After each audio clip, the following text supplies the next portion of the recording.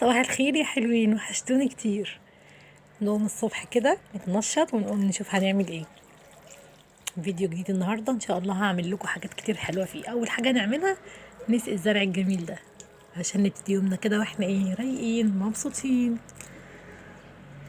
اهو.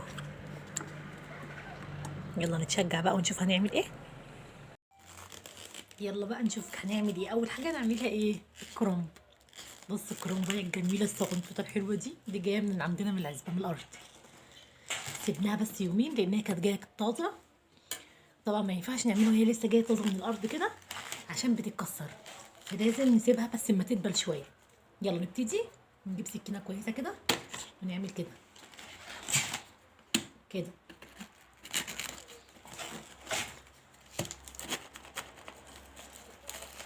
كده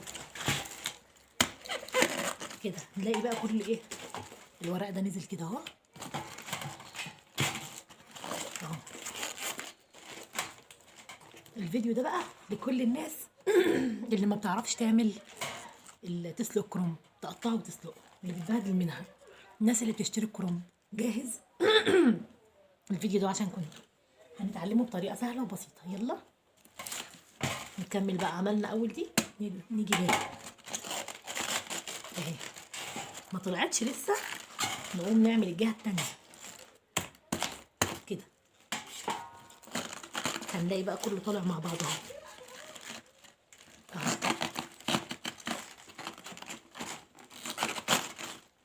اهو. هي فضلت يومين لسه طازه لان هي جايه فعلا من الارض على طول يعني، غير اللي بنشتريه من السوق. طبعا احنا ما بنشتريش الحمد لله من السوق، احنا بنجيبه ونخزنه يبقى زي الفل. نرص بقى على صينيه تانيه كده، كله فوق بعضه كده، كوام كوام كده. الاخضر جامد ده في جنب والابيض ده في جنب. يلا نكمل بقى كده كده كده اهو اهو. بكل سهوله طلع اهو.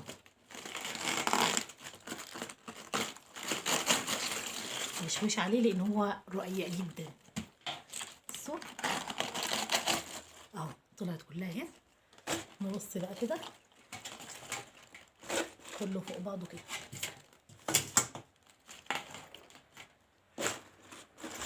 اهو. نكمل دي بقى بنفس الطريقه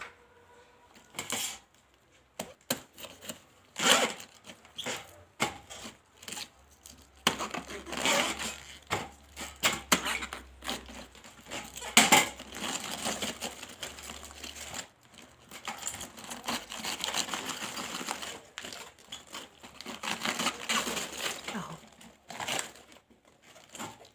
شايفين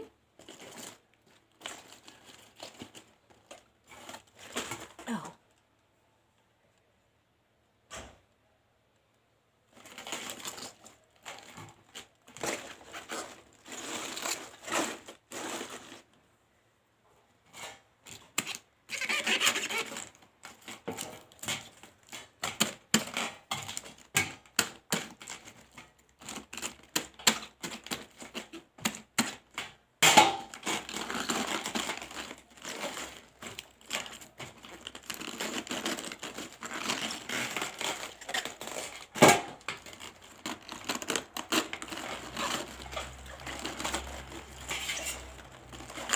شيلنا منها على قد ما قدرنا، نقوم نشيل بقى البتاع دي اهو.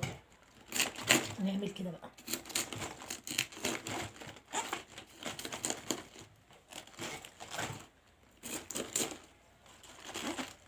نلف حواليها كده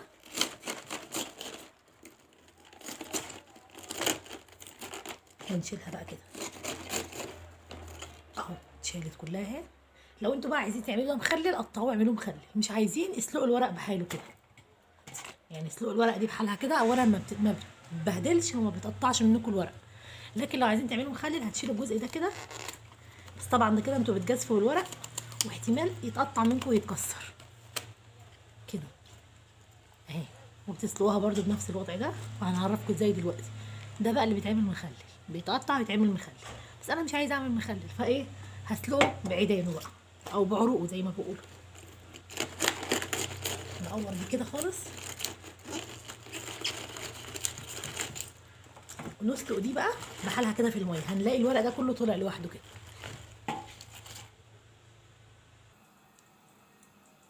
وفي حله على البوتاجاز مليانه ميه نعصر فيها نص ليمونه عشان نحافظ على لون الكرنب يفضل اخضر طول الوقت.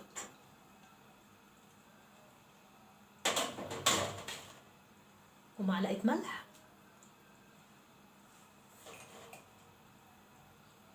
ومعلقه كمون حب او حصى، ونغطي عليها بقى لما تغلي.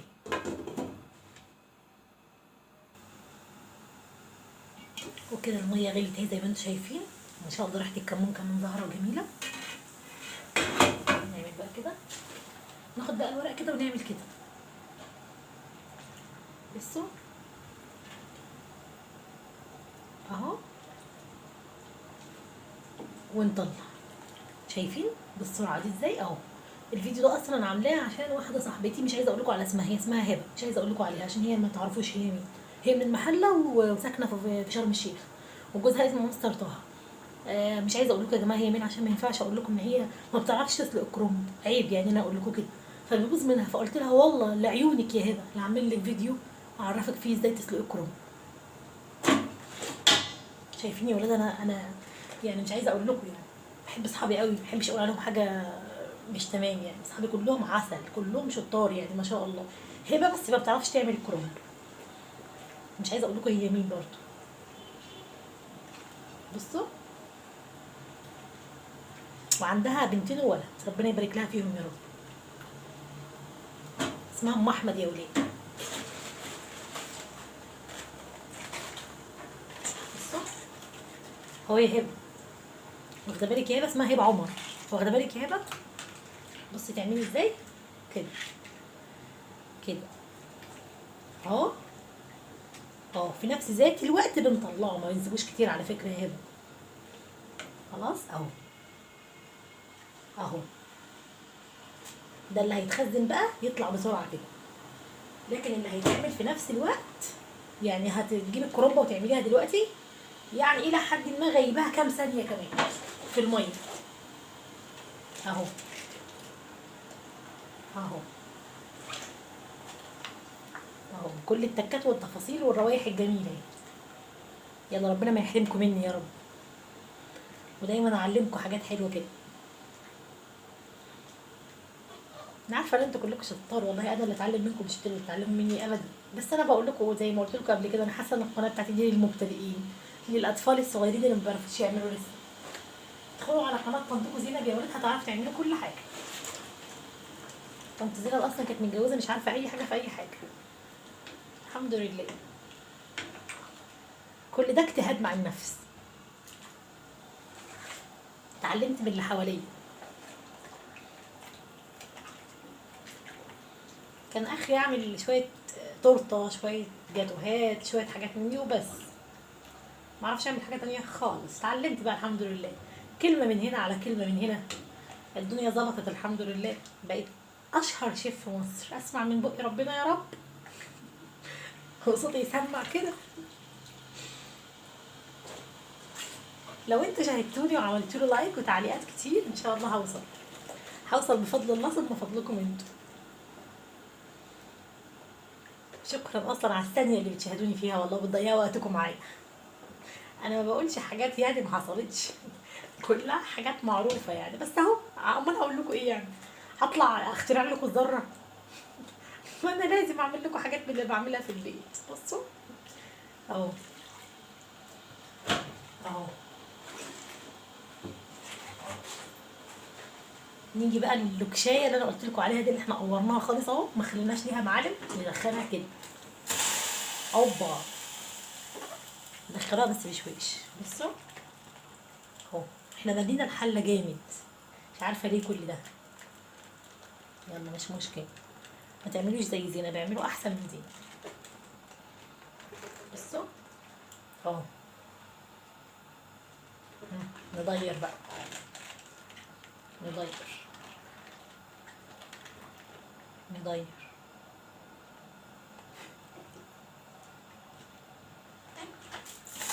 اوبا اهو، نو بروبلم، عادي مش مشكله. كده كده البوتاجاز مش مغسول، معمول عليه صلصه ومتبهدل. بعد الكرنب ان شاء الله هنظبطه ونخليه يرجع جديد زي ما كان ان شاء الله.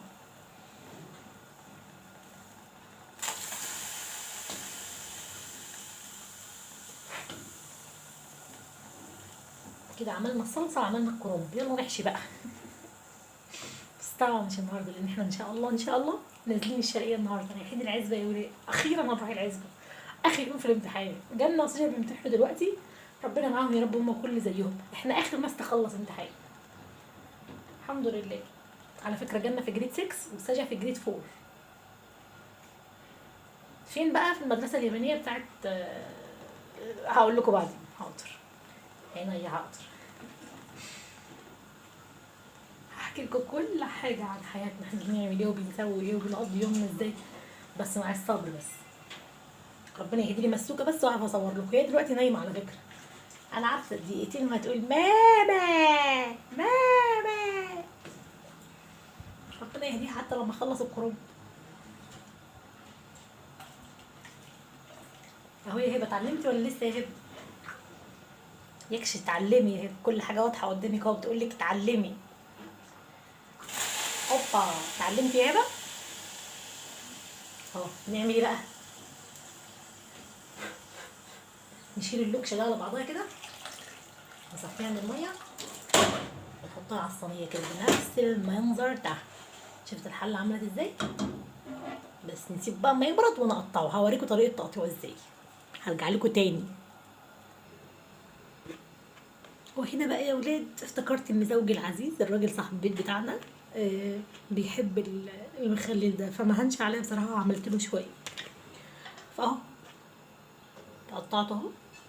وجيت هنا بقى عملت ايه؟ حطيت ميه وحطيت عليها ملح وهديها غلوتين 3 على البوتاجاز لما تغلي كده، وبعدين لما تبقى تبرد خالص نبقى نضيفها على المخلل ده ونسيبه ونحط عليه باقي الحاجات. نحط عليه ايه بقى؟ ورقتين اسمه ايه، كركديه او بنجر، بس عشان يخلي لونه حلو كده وطعمه حلو، بس كده. كان عندي تشكيلة مخلل كده، زيتون على بصل على حاجات كده، هحطها عليه. لو احتاج ميه تاني هحط له بقى الميه اللي احنا عملناها اهو. بصوا دلوقتي الكرنب بيتعمل ان شاء الله، والصلصه كمان اتعملت، يبقى ناقص ايه؟ ناقص ايه؟ ناقص البطه. بصوا البطه. شايفين؟ طب اعمل ايه طيب؟ بصوا، طب اوريكم بقى اللي هي اللي احلى واحلى بقى. بصوا، ادخل على الوحش. دي ايه بقى؟ اللي يعرف بقى يقول دي ايه، دي شكل ايه. بصوا ايه، سبحان الله، مش هقول لكم دي ايه، بس انتوا قولوا، قولوا انتوا شايفينها ايه. بصوا بصوا اهي. بس نيجي بقى للكرنب عشان نعمله. يلا بقى نبتدي. ناخد الكرنب كده، بصوا نمسكه كده كده من تحت لفوق كده، ونشيل كل الجزء ده اهو، ده اتشيل اهو. نمسك بقى دي كده، بصوا من هنا ونلفها كده، لفوا بقى اهو. انتي ماسكه اللي في الطرف دي اهي زي ما هي اهي، بس لحد ما بتجيلك بقى كده. تعملي ايه بقى؟ تحطي على البلانشه كده، تشيلي الجزء اللي فوق ده خالص، ملوش لازمه، ده ملوش اي لازمه، نحطه كده. ونيجي بقى نعمل قطعه متساويه كده اهو اهو اهو. الجزء ده برضو نشيل الجزء ده اهو، بس جزء بسيط خالص اللي شيلناه هيظبط المحشيه ويخليها زي الفل. ناخد بقى اللي احنا عملناه ده مرصوص زي ما هو كده بالظبط اهو اهو. نحطه فين بقى؟ نحطه على صينيه تانية اهو. الاخضر كله جنب بعضه والابيض كله جنب بعضه. ماشي يا هبه؟ يا رب تكوني فهمتي حاجه يا هبه. ماشي، وما اخلص كده هوريكم بعد كده اعمل ايه. نجيب واحده بيضه تانية ونوريها لكم. اهو اهو. نعمل ايه بقى؟ نجيب الجزء ده اهو، نمسك كده الورقتين جنب بعض اهو عند ايدك اهو. مسوكه صحي الحمد لله. يلا ونشيل ده. تعالي يا مسوكه تعالي. بصوا نبرم بقى كده، نلف كده كده اهو اهو. نحطها على البلانشة ونشيل الجزء الاولاني ده خالص اهو، مش محتاجين، مش هو ده اللي يعني اللي هيغرقنا يعني. نعمل كده كده. حاضر يا مسوكه جايلك اهو. ونشيل الجزء ده خالص اهو. جيت اهو يا روحي جايلك اهو. بصوا اروح الحقها بقى قبل ما تقع من على السرير. بصوا اهو اهو اهو. بس نكمل بقى كله رص جنب بعضه كده. هروح لمسكه وارجع لكم تاني. وخلصنا الحمد لله يا ولاد. بعد ما خلصنا ادي الشويه الاخضر وادي الشويه الابيض، نعمل ايه بقى؟ عندك اطباق فل حط فيها، ما عندكيش كيسك بتاع التخزين حطي فيه شويه من الاخضر. طبعا ده الصف الاولاني بيتحط تحت يعني.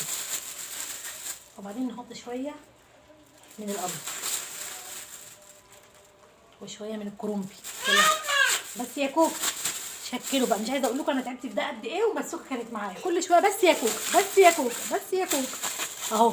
اعملوا بقى على قدكم وخلاص، واقفلوا الكيس بقى وزي الفل، وخرجوا منه الهواء واقفلوه ورصوه. عندكم اطباق فل حطوا فيها والله بتريح وتبقى زي الفل زي ما هو كده. تطلعوه قبل الاستخدام من غير ميه ومن غير اي حاجه، تحطوه يفك على طول، تاخدوا منه تسحبوا وتقطعوا بس كده. يلا باي باي يا حلوين، باي باي.